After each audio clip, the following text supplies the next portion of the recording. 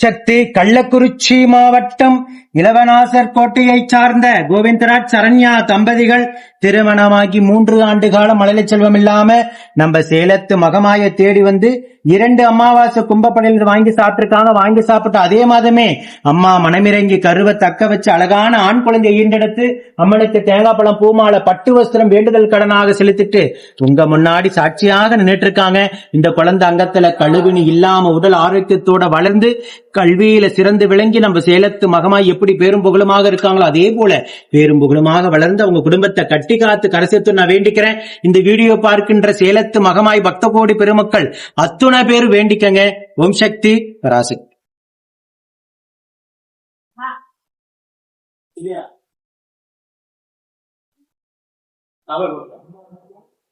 பங்குனி 1 முதல் ஞாயிற்றுக்கிழமை அம்மா பூச்சொரிதல் திருவிழா கண்டு அமர்ந்திருக்காங்க. இன்னைக்கு உங்க முன்னாடி தம்பதிகள் சாட்சியா நின்று இருக்காங்க. இந்த தம்பதிகளை போல நித்தம் ஆயிரக்கணக்கான பக்தர்கள் உங்க முன்னாடி சாட்சியா நின்ன வண்ணம் தான் இருக்காங்க. நம்ம சேலத்து மகமாய் யாராலையும் கொடுக்க முடியாத ஒரு வரத்தை பொக்கிஷத்தை 4000 குடும்பத்துக்கு மேல அள்ளி கொடுத்துட்டு இருக்காங்க. நித்தம் சாட்சியாக பக்தர்கள் இன்னும் வந்துட்டு தான் இருக்காங்க.